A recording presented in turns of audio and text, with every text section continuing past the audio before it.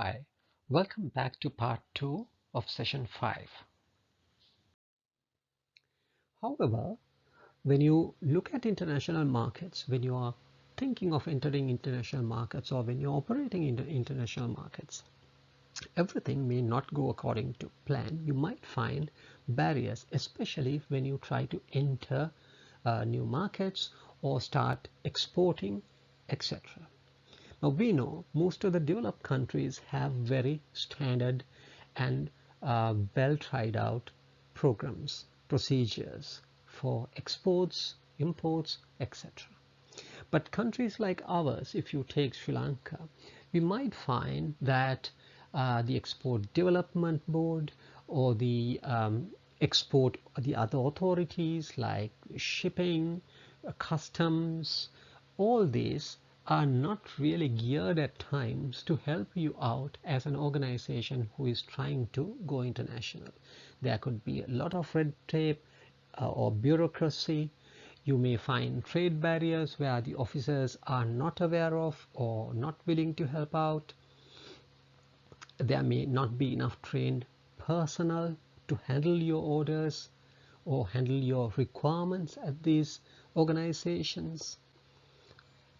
Also, there could be no incentives for exporting, no discounts or no tax reliefs, or when you look at the prices or the charges that are involved with exporting, like shipping to insurance to handling charges, maybe these exporters or would-be exporters, the organizations might find it very difficult to meet these financial commitments, or the banks might not be geared to provide them financial assistance. They may have their own procedures where these exporters or our company, we cannot give them those assurances, we cannot give them those pledges, the guarantees, etc. Also, on the other hand, when you are operating in another market, another country, the buyers themselves, if they are very large organizations or if they are very if there's a competitive market, then the payments, delayed payments or deferred payments, that also could affect your cash flows and your commitments to your local banks, etc. Not to say the language barriers. If you're exporting to beg your pardon, if you're exporting to countries like where they speak English, where Sri Lankans can speak English, it might be much easier, but other languages might be a barrier to effective negotiations. Now, for an example, in China, most of the Chinese people, the smaller organizations, they find it difficult to speak English or any other international language. To overcome this, they have come out with certain remedies. Amazon has come out with a remedy where they have created a village of producers who are gathered there, and they are given assistance by Amazon to deal with international buyers, so they can ship out their orders to international markets without facing any of these barriers. So you need to understand that there could be barriers, and these things should be assessed, evaluated, and brought into your strategic plan, anticipating that there could be such barriers, and if we do face, how do we get about this, how do we remedy this, how do we mitigate this. Another note from what we spoke about earlier, the stimuli, the reactive or proactive. If you are preparing your strategic marketing plan to enter new markets, try to bring in the reasons, your rationale for going overseas from this list of either reactive or proactive. What is the rationale? Why are you looking at international markets? What is the reason? So make that your basis of argument when you start preparing your international marketing strategy. Well, talking about different types of organizations, there are some organizations which are born global. Now, we were talking about SMEs or native organizations going international, entering international markets. But however, there are some organizations who are immediately or within a few months of operation become a global organization. Now, take for an example, take Facebook or Yahoo or Google. They are global organizations. If they are not operating globally, the value of that product or the service will not be so.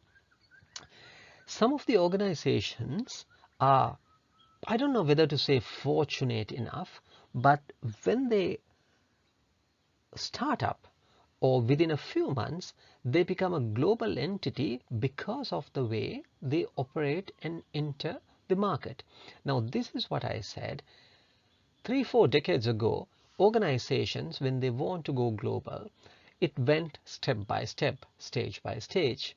They established themselves in the local market, then solicited some business outside their native markets, and then established themselves outside the native barriers, and then they progress to become a multinational or a global organization. But in today's world, take company like Logitech. I'm sure all of you all would have heard Logitech. At least you would have seen a Logitech mouse. That's what you use. Mostly computer peripherals. They do not manufacture for any particular market. They manufacture for larger organizations who manufacture, say, computers. So what happens? They immediately become a global organization because of the opportunities that you have today, increased communication capabilities, response time, transportation, shipments. All these have enabled some organizations to immediately go global or become a global organization from the inception. Please keep that also in mind when you look at how organizations work and how you plan your marketing strategy. Now, for SMEs, there are certain disadvantages and disadvantages in this model. Now, we said being born global. Immediately you start an SME, a small organization, but you start servicing, catering to the needs of larger international organizations.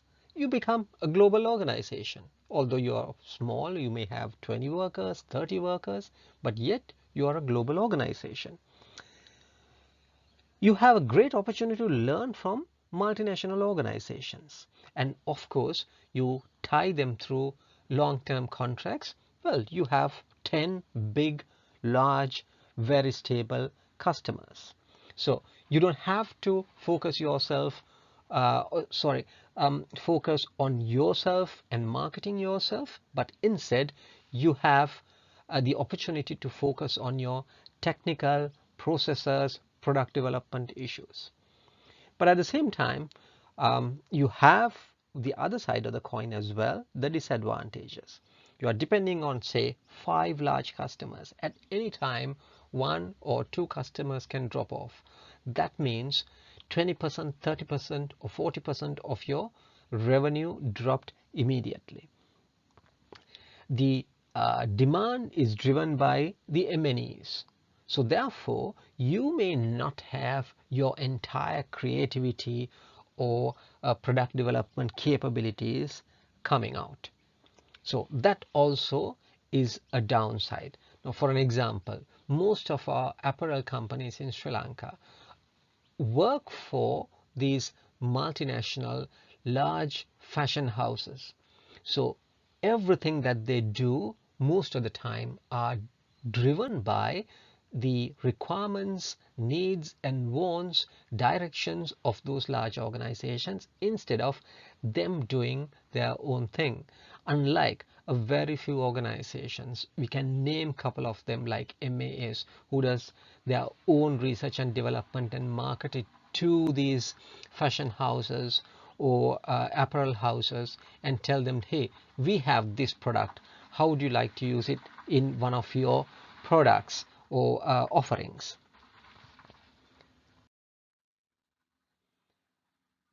While you're at it, while you're planning your marketing strategy or strategic plan, you need to be able to appraise, evaluate your potential reasons that could lead to stagnation or failure. This can come as failure to research, scanning the environment, understanding the environment, the culture, economic environment, political stabilities in those countries, markets, etc. Over dependence on one or two products, product lines. Larger organizations can come and take over your markets yourself, acquisition, mergers, etc. Failure to respond to customer needs, not using your financial and other resources, your own overheads, your own cost of operation, all these can be very mindful, can lead to stagnation, failure, or lack of progress in your organization.